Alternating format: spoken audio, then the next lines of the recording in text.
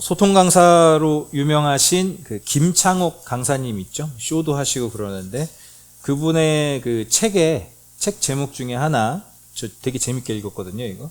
지금까지 산 것처럼 앞으로도 살 건가요? 제목 자체가 좀 이제 그 질문하는, 답변을 하게 하는 재밌는 제목이죠. 지금까지 산 것처럼 앞으로도 살 건가요? 그렇게 질문하면 거의 대부분의 사람들은 뭐라고 대답하는지 아십니까? 제 통계가 아니라 이분의 말이에요. 거의 다 아니요 라고 대답한대요. 지금까지 산 것처럼 앞으로도 살 건가요? 그럼 대부분의 사람들은 나아지고 싶어 한다는 거예요. 지금까지 살아온 것보다는 앞으로가 더 나은 인생을 살기를 원한다는 거죠. 그런데도 왜 삶을 바꾸지 않을까? 그런데도 왜 삶이 바뀌지 않을까? 이 김창옥 강사님의 그 해답이 저는 참 공감이 됐어요. 많이 공감이 됐어요. 의지가 부족해서?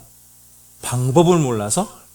그런 게 아니래요. 그게 아니라 이분이 느끼기에 사람들이 변할 수 있는데 변하지 않고 계속 머물러 있는 이유가 뭐냐? 어색함의 강을 건너지 않기 때문이래요. 어색함의 강을 건너지 않기 때문에. 이게 무슨 말이냐? 너무 들으면 들을수록 너무 맞는 말인 것 같아요. 지혜예요. 그러니까 살아온 대로 살지 않는다는 건 다르게 산다는 거잖아요. 이게 어색하다는 거예요. 이게 어색해요. 그 중에 하나 가장 특별한 예가 뭐냐면요. 혼자서 힘들게 자수성가한 유형의 사람들이 있거든요. 여러분, 그런 사람들이 실제로 신앙을 가지기가 어렵습니다. 신앙을 가지기가 어렵고요. 결혼을 하더라도 배우자에게 기대지 않을 경우가 많아요. 그래서 배우자가 되게 힘들어해요. 친구들끼리 같이 있어도, 남자들끼리도 그러거든요. 좀 자수성가 유형이 있으면 얘는 나한테 힘든 거 얘기 안 해요. 왜 그런지 아세요? 어색한 거래요. 누구를 의지하고 도움을 받고 이게 어색한 거래요. 근데 아시죠, 여러분? 그래도 되잖아요. 인생이 그래도 되거든요. 근데 그 어색함의 강을 건너지 못한다는 거예요, 대부분이. 그게 싫거나 또 무서워서 어색함의 강을 건너는 게 어색해서. 저는 이 이야기를, 이 논리를 들었을 때 이게 기독교 신앙과 상당 부분 일맥상통한다는 생각이 들었습니다. 기독교 신앙은 이거거든요. 하나님이 저와 여러분의 삶에 찾아오셔서 저와 여러분을 구원하셨죠. 그리고 저와 여러분과 함께 동행해 주시죠. 그러면서 여러분은 점점 더 하나님의 사람으로 변화를 받는 거예요. 이게 기독교 신앙이거든요. 그래서 지난주에도 잠깐 말씀드렸지만 사실 이거는 설교 한 편으로 하고 싶을 정도의 내용이긴 해요. 지난주에 잠깐 말씀드렸는데 저는 순종을 우리가 못하는 이유가 순종을 너무 크게 생각하기 때문이라고 지난주 말씀드렸죠. 순종을 저와 여러분이 너무 크게 생각해요. 그래서 순종을 못해요. 그런데 순종의 시작은 이거라고요. 하나님이 우리를 인도하실 때, 우리의 중심을 이동시키실 때 그걸 거부하지 않는 거예요. 그런데 여러분, 이 거부하지 않는 데 있어서 제일 중요한 게 뭔지 아세요? 그 어색함의 강을 건너야 돼요. 교회 생활이 왜 쉽지 않냐? 교회 생활이 어렵다. 교회 생활 쉽지 않거든요. 어렵다. 왜 어렵냐? 어색한 거 천지인 거예요. 사회생활에서는 안 해본 섬김을 교회에 와서는 하게 되고, 사회생활에서는 필요 없는 배려를 교회에 와서 해보게 되는 거예요. 어떨 때 보면 살짝 그런 느낌 들지 않으세요? 주일날 교회 갔다 집에 가면 나 연기하고 온 것 같은데 나 그런 사람 아닌데 연기하고 온 것 같은데. 그런 분들 진짜로 많거든요. 그런 측면에서 교회 생활은 좀 어색하고 불편합니다. 왜냐? 함께 어색함의 강을 건너가는 성장과 성숙이 교회 생활에 있기 때문이에요. 그래서 교회 생활은 아주 편할 수는 없다라고 말씀드리고 싶어요. 예수님께서 제자들을 부르실 때 이렇게 말씀하셨거든요. 베드로, 어부들 부르실 때 나를 따라오너라. 나는 너희를 사람을 낚는 어부가 되게 하겠다. 이게 얼마나 어색합니까? 갈릴리 안 좋은 출신들, 이렇게 좀 낮은 출신들, 무시당하는 사람들 입장에서 사람을 낚는 어부가 된다. 내가 일단 말하면 내 권위가 없는데? 안 들어줄 건데, 사람들이? 근데 내가 너희를 사람을 낚는 어부가 되게 하겠다. 이 얼마나 어색합니까? 왜 12명 무리였을까요? 이 12명은 그 어색함의 강을 함께 건넌 사람들이에요. 혼자서 건너갈 수 없으니까. 그러니 여러분, 올해 주제가 하나님의 인도하심을 바르게 따르자 있잖아요. 하나님의 인도하심을 바르게 따르기를 원한다면 항상 이 준비를 하십시오. 무슨 준비? 어색함의 강을 도강할 준비를 하십시오. 어색해도 해보자 하는 마음의 준비를 항상 하십시오. 새로움을 받을 준비. 살아온 대로 살기보다는 하나님이 인도해 주시는 대로 살아볼 준비를 늘 하라, 이 말씀입니다. 왜냐하면 저와 여러분의 남은 인생, 하나님 나라 가기 전까지 저와 여러분의 남은 인생은 하나님이 주신 영광스러운 삶이고 이제 선물이고 보너스로 살고 있는 것이기 때문이에요.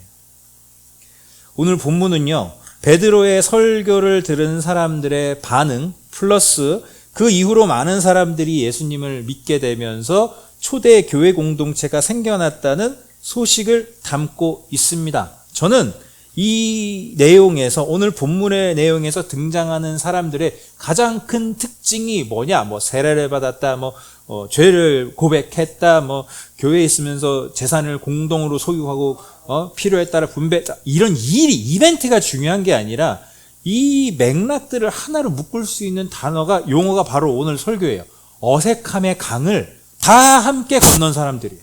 어색함의 강을 다 함께 건넜다는 거예요. 자기들이 살아온 삶의 궤적과 지금 교회 공동체로 모여서 사는 삶의 궤적은 너무 달랐어요.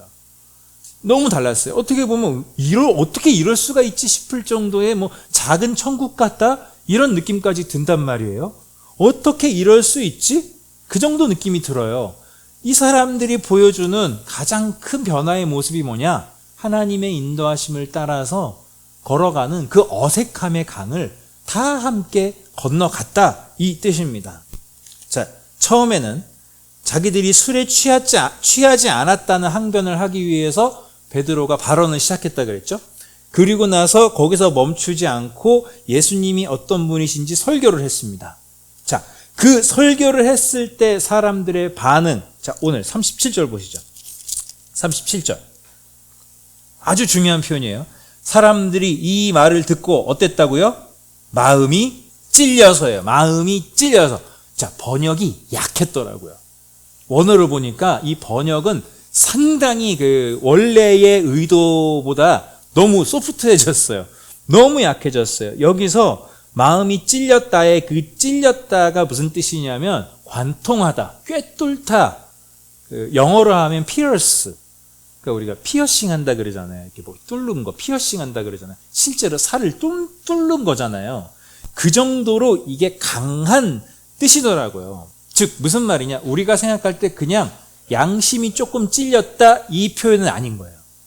양심이 조금 찔렸다 정도가 아니라, 여러분 만약에 진짜로 여러분의 그 몸 어디에 그 흉기나 어떤 물건이 이렇게 찌르고 관통해서 피가 나면 그게 양심이 찔리고 마음이 아픈 겁니까? 그게 아니라 몸둘 바를 모르게 되죠. 갑자기 피가 나니까. 예. 이거 어떡하지 하고, 심하면 구급차 불러 하고, 이런 거잖아요. 지금 그 정도 수준인 거예요. 그 정도 수준인 거예요. 무슨 말이냐? 베드로의 언변이 사람들의 양심을 적당히 찔렀다? 그게 아니에요. 설교를 듣는데 마음이 조금 찔려서 그래 내가 저 말씀대로 살아볼까 말까? 이런 게 아니라는 거예요. 하나님께서 그 상황 속에 개입을 하셔서 일하신 거예요. 그래서 그 듣는 사람들의 마음을 완전히 강하게 찔러서 이 반응이 나올 수밖에 없었던 거예요. 형제들이요, 우리가 어떻게 하면 좋겠습니까? 베드로의 설교를 듣고 그 12 사도들, 그 다음에 그 120명의 제자들, 그 사람들한테 이 나머지 많은 사람들이 묻는 거예요.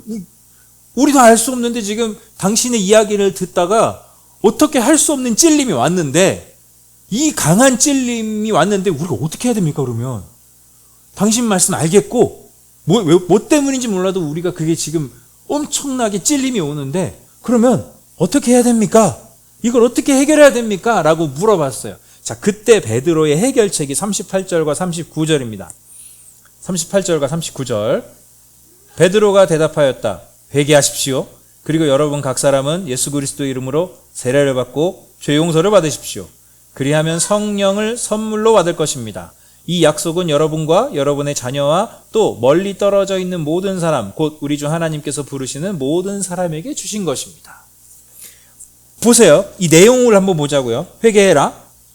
그리고 너희가 각각 예수 그리스도 이름으로 세례를 받고 죄 용서를 받아라. 그러면 성령을 선물로 받을 것이다. 놀라지도 않죠, 저와 여러분은. 왜? 우린 이미 이거 다 알고 있잖아요. 익숙하잖아요. 기독교 신앙의 시작이 이거잖아요. 스스로 죄인인 걸 인정하는 거예요. 그리고 여러분이 여러분 자신을 구원할 수 없는 죄인이라는 걸 자각하면서 아, 나에겐 주님이 필요하구나. 난 주님으로부터 구원받아야 되는구나. 그걸 갈망하게 되잖아요. 또 그 믿음에 대한 확증으로 여러분은 세례를 받았고 성령님이 여러분 안에 거한다는 것을 여러분 다 알고 계시잖아요. 자, 이게 우린 익숙해요. 그런데 유대인들의 입장, 지금 베드로의 말을 듣고 있는 유대인들의 입장에서 베드로의 이 제안은, 이 해결책은 엄청나게 어색합니다. 유대인들이 그 받았을 어색함을 제가 한 문장으로 표현하면 바로 이 느낌이었을 거예요. 고작 그렇게만 하면 된다고? 딱 그 느낌이에요. 고작 그렇게만 하면 된다고? 왜냐면요. 자, 여기에 유대인들의 신앙의 역사를 한번 우리가 되짚어 볼 필요가 있어요. 유대인들은 구약의 율법을 믿고 있는 사람들이잖아요. 그런데 그들은 구약의 율법들을 잘못 이해한 나머지 신앙을 어떻게 이해했냐? 뭘 많이 해야 하는 것으로 이해했어요. 신앙을 어떻게 이해했다고요? 뭘 많이 해야 하는 것으로 인식했다고요.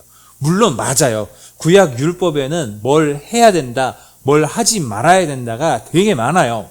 그런데 그 의도가 있거든요. 하나님께서 이걸 해라, 이걸 하지 말아라. 그 의도가 뭐냐면은 그런 행동들을 통해서, 어떤 규칙들을 통해서 그들의 마음을, 그들의 내면을 정결하게 하는 것.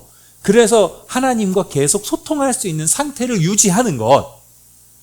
그러니까 모든 규칙과 행동들의 목적은 그들의 내면의 정결함에 있었는데 이들은 그런 걸 생각하지 않고 표면적으로 뭘 해야 된다, 뭘 하면 안 된다에만 집착을 하고 있었어요. 그러니까 신앙이 뭐예요? 뭘 해야만 하는 거예요. 그리고 그게 리즈너블해요. 그게 납득이 돼요. 뭘 해야만 하는 거.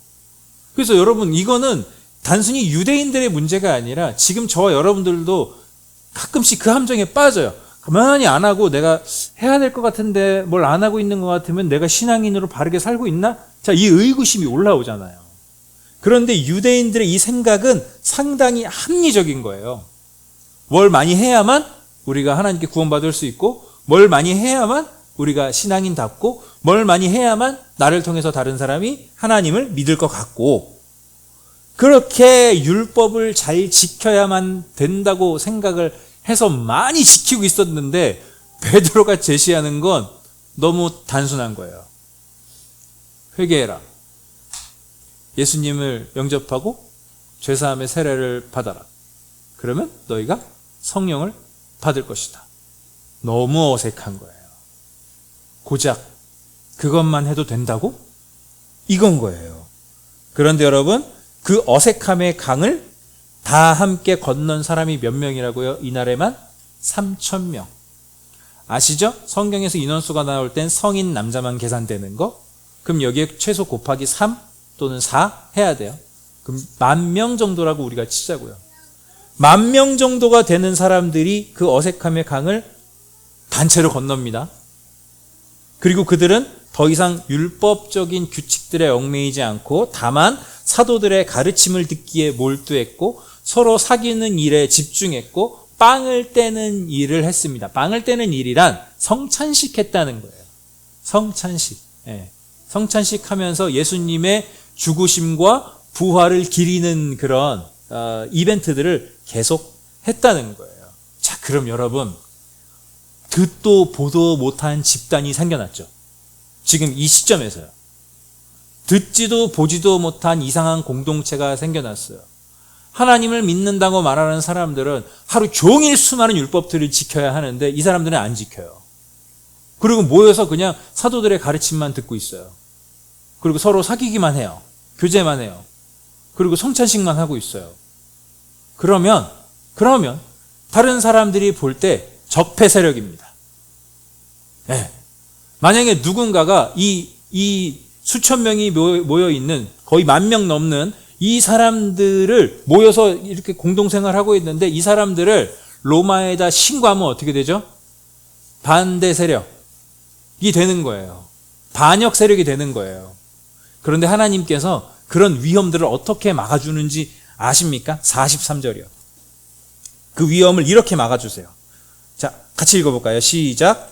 모든 사람에게 두려운 마음이 생겼다. 사도들을 통하여 놀라운 일과 표징이 많이 일어났던 것이다. 보세요.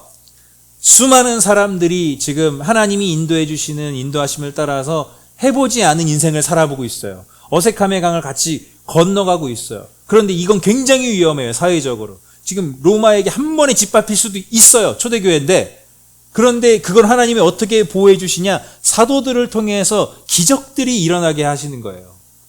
그래서 주변에서 보는 사람들이 기적들이 계속 일어나니까 뭔가 있어서 두려워지는 거예요. 이건 그 부정적인 두려움이 아니고 긍정적인 두려움인 거죠. 하나님이 아니면 일어날 수 없는 일들이 사도들을 통해서 계속 일어나고 있으니까 옆에서 보고 있는 이 교회 공동체에 들어가진 않았지만 옆에서 보고 있는 유대인들이 함부로 이 집단을 신고하지 못하는 거예요. 즉 하나님께서 이 어색함의 강을 다 같이 건너가고 있는 초대교회를 이런 방식으로 지켜주셨다라고 보면 되는 거죠. 그런데 이 사람들이 같이 공동생활을 하다 보니까 문제가 생깁니다. 자, 왜 공동생활을 했냐고 물어보면은 이렇게 제가 답변을 할게요. 당시 베드로가 설교할 당시 이 세례를 받은 많은 사람들이 유대인들이지만 유월절 기간 또 오순절 기간을 지키는 기간이었기 때문에 각 타지에서 온 사람들이 있었어요. 이들이 머물 데가 없어요. 그런데 지금 뭔가 큰 변화를 겪고 있으니까 일단 같이 지내는 거예요. 그리고 갈릴리에서부터 예수님 따라다니는 사람들은 가난한 사람, 지지리도 가난한 사람들이에요. 그러니 모여 살지 않으면 끼니를, 숙식을 해결할 수가 없는 거예요. 그래서 임시적으로 지금 모여서 공동생활을 하고 있는데 그러다 보니까 자연스럽게 이 재정의 문제가 발생합니다. 네. 돈이 없는 거예요. 이 공동체가 유지될 돈이 필요한데 돈이 없는 거예요. 그러니까 이 문제가 어떻게 해결되냐? 너무나 멋지게 상식적이거나 세속적 방식으로 해결하지 않고 하나님의 성품에 맞는 방식으로 자발적으로 해결하기 시작해요. 하나님의 성품에 맞는 방식이 뭡니까? 더 많이 가진 사람이 덜 가진 사람에게 플로잉 해주는 거예요. 흘려보내는 거거든요. 그러니까 재산을 가진 사람들이 그것을 다 내놓고 사도들에게 맡깁니다. 그래서 각 사람에게 필요한 대로 그 재산을 나누어 줍니다. 이거 사회주의도 아니고요. 공산주의도 아니고요. 요 당시에 딱 요 시점에 하나님 나라 방식으로 해결된 거예요. 멋지게 해결이 된 거였어요. 여러분, 하나님이 그렇게 하라고 한 것도 강요한 것도 아닌데 이 사람들은 스스로 하나님의 성품에 맞는 방식으로 재정의 문제를 해결했습니다. 그래서 이 사람들의 모습이 어땠냐? 46절과 47절 보시죠. 얼마나 아름다웠냐? 그리고 날마다 한 마음으로 성전에 열심히 모이고 집집이 돌아가면서 빵을 떼며 성찬식 했다는 거예요. 순전한 마음으로 기쁘게 음식을 먹고 결론 하나님을 찬양하였다. 그래서 그들은 모든 사람에게서 호감을 샀다. 주님께서는 구원받는 사람을 날마다 더하여 주셨다. 이 결론은 이런 이야기가 아닙니다. 봐라, 교회는 이렇게 혁신적이고 선한 일을 선도해야 한다. 그래야 사람들에게 호감을 주고 교회가 인기를 얻어서 부흥할 것이다? 아니에요. 결코 그런 얘기가 아니에요. 그렇게 만약에 읽으면 교회 부흥에 너무 욕망이 가득한 거예요. 그런 이야기가 아니에요. 이 오늘 46절과 47절의 결론은 우리에게 이런 메시지를 주고 있습니다. 하나님의 인도하심을 거부하지 않고 순종해서 다 함께 어색함의 강을 건넜더라. 그리고 이것이 하나님이 기획하신 교회 공동체더라. 그 이야기입니다. 그리고 사람들이 거기 추가된 것은 이 사람들이 한 게 아니라 지금 나왔죠? 주님께서는 구원받는 사람을 날마다 더하여 주셨다. 이런 거예요. 초대교회 사람들은 정말 이렇게만 해도 돼? 라는 어색함의 강을 다 같이 건넜을 뿐이에요. 함께 모여서. 근데 구원받는 자의 수를 그냥 하나님이 늘려주신 거죠. 전도하기 위해서 그렇게 했다? 아니다. 이 얘기를 하고 있습니다. 그런데 여러분 그거 아세요? 이렇게 초대교회가 어색함의 강을 잘 건넜어요. 잘 건넜어요. 그런데 나중에 다시 돌아갑니다. 다시 거꾸로 돌아갑니다. 오늘 본문에는 안 나오지만 사도 바울이 나중에 이 몇몇 교회를 혼냅니다. 뭐라고 혼내냐면 그 교회들이 다시 율법주의로 돌아갔거든요. 쉽게 말해 정말 이렇게만 해도 되는 거야를 끝까지 그 어색함의 강을 끝까지 건너지 못해서 다시 율법주의로 돌아간 거예요. 그래 예수님이 우리를 구원해 주신 거 알아. 근데 야 율법도 지켜야지 그게 납득이 되지 않아? 율법도 기존에 지키던 율법들도 동시에 지키면서 예수를 믿어야 구원받는다고 말해야 그게 맞지 않아? 그렇게 돌아가 버린 거예요. 그래서 사도 바울이 뭐라 그랬냐면 이렇게 말합니다. 지금은 여러분이 하나님을 알 뿐만 아니라 하나님께서 여러분을 알아주셨습니다. 그 다음 이거 혼내는 말이에요. 그런데 어찌하여 그 무력하고 천하고 유치한 교훈으로 되돌아가서 또다시 그것들에게 종노릇 하려고 합니까? 하나님께서 은혜로 우리를 율법에서 벗어나게 하시고 이제 은혜 가운데 자유의 순종을 드리면서 살 수 있게 우리에게 은혜를 주셨는데 왜 다시 그 뒤로 돌아가냐는 거예요. 어색함의 강을 건너지 못한 것이죠. 저는 우리가 신앙생활을 하면서 이 어색함의 강을 건너서 성숙해지는 길에 두 가지가 중요하다고 권면드리고 싶습니다. 첫째는 뭐냐면요. 첫째는 교회 공동체 중심으로 사는 인생입니다. 매우 중요합니다. 저는 이게 오늘날 한국교회가 지금 거의 다 무너지기 직전이라고 좀 위기감을 느끼는 사람이에요. 교회 공동체 중심으로 사는 거예요. 마틴 로이드 존스 목사님이 이런 말씀하셨거든요. 참된 그리스도인은 교회 중심적인 삶을 산다. 교회 중심적인 삶을 산다. 너무 많은 그리스도인들이요. 교회 공동체를 중심으로 살지 않습니다. 제가 느끼기엔 개인이 중심입니다. 지금 한국교회는 개인이 중심입니다. 그래서 개인이 중심이 된 채로 교회를 쇼핑하듯이 고릅니다. 그래서 저는 그런 얘기 하거든요. 혹시 여러분들 주변에 교회 안 다니고 있는데 어디 다녀야 될지 모르겠어. 그러면 그 사람들한테 꼭 이렇게 얘기해 주세요. 저는 이 얘기 많이 하거든요. 이 얘기 한 번만 들어도 그분 생각 많이 할 거예요. 좋은 교회 찾지 마시고 내 교회를 찾으라고. 좋은 교회 찾지 말고 내 교회를 찾으라고요. 저는 마치 지금 우리 한국교회가 이렇게 교회를 찾고 있는 것 같아요. 많은 사람들이. 마치 이 세상에는 존재하지 않는 이상형의 배우자를 찾는 미숙한 청년 같아요. 있어요? 제가 미숙한 청년이라 그랬죠. 성숙한 거 아니고. 미숙한 청년의 이상형은 완벽하지 않아요? 그런 사람 지구상에 존재해요?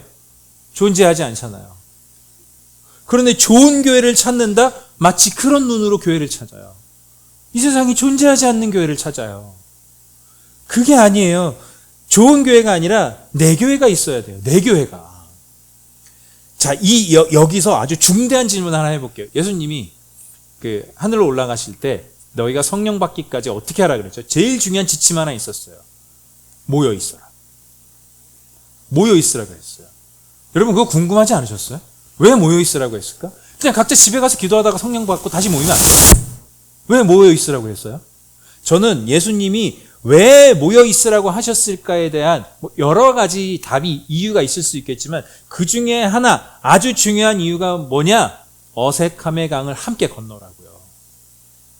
여러분 상상해 보세요. 모여있지 않고 따로따로 있다가 성령 받고 방언했어요. 괜찮았을까요? 저는 안 괜찮았을 것 같아요. 근데 120명이 다 함께 있었잖아요. 그 사람들이 다 같은 일을 겪고 있었잖아요. 그러니까 나만 겪는 게 아니라 옆에 사람도 겪고 있어요. 그러니까 이 어색함을 하나님의 은혜의 인도하심으로 기꺼이 받아들일 수 있는 거예요. 즉, 왜 모여있으라고 했냐?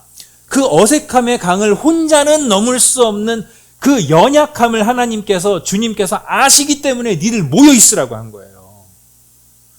교회 생활의 목적이 뭔지 아세요? 하나님께서 우리를 인도해 주셔서 살아보지 않은 대로 살게 하시고 은혜에 따라서 살게 하시는데 그것이 너무 어색한데 함께 있어야 건너갈 수 있다는 거예요. 너도 그런 경험이 있었어? 나도 그런 경험이 있어. 종종 그런 경우 보죠. 병상에 은혜가 있었던 분들 있잖아요.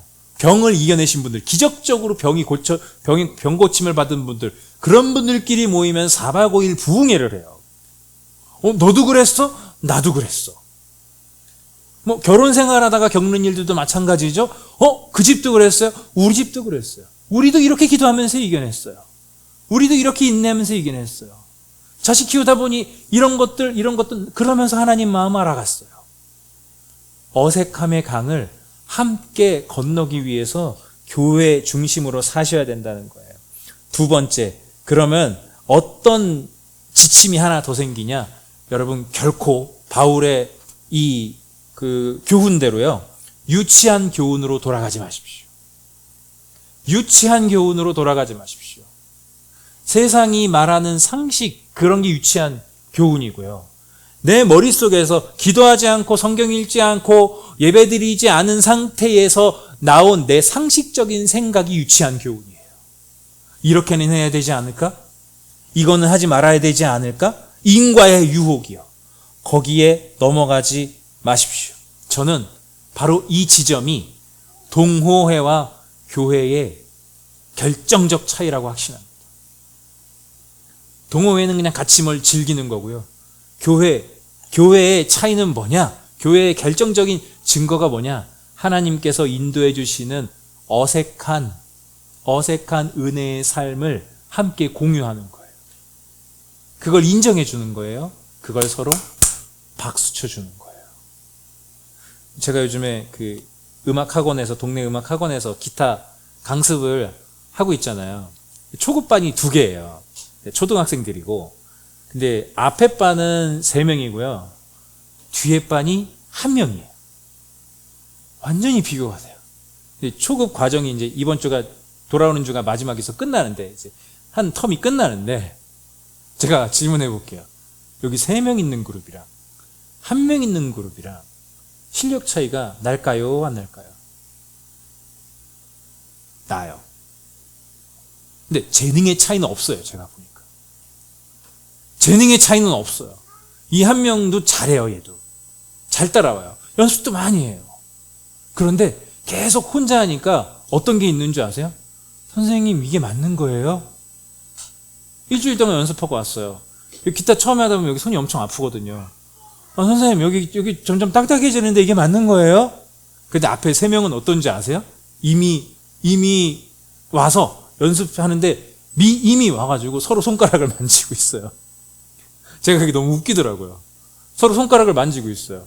야, 너 얼마나 딱딱해졌어? 나 이만큼 딱딱했어. 제가 뭐라고 했냐면, 여기가 딱딱해지는 것만큼 기타 실력이 는다. 굳은 살이 여기 생기거든요, 이게. 근데 이 3명은 자기들끼리 부흥회를 하고 있어요. 제가 이거 보니까, 여러분, 일반적인 공동체도 이렇게 차이가 나요. 그런데 신앙이 교회 공동체 없이 성장할 수 있다고요? 저는 도무지 인정할 수 없고, 그건 성경과 반대된다고 말씀드리고 싶습니다. 즉, 거꾸로 말하면 저와 여러분 하나님의 은혜 가운데 어색함의 강을 잘 건너가고 있는 줄을 믿으시기 바랍니다. 여러분, 개개인의 삶도 우리 교회 공동체의 인도하심에도 이 어색함의 강을 건너는 일들이 분명히 있을 건데, 우리 함께 손잡고 그 은혜의 어색함의 강을 잘 건너가 보시기를 주님의 이름으로 축복합니다. 말씀을 생각하면서 같이 함께 기도하겠습니다.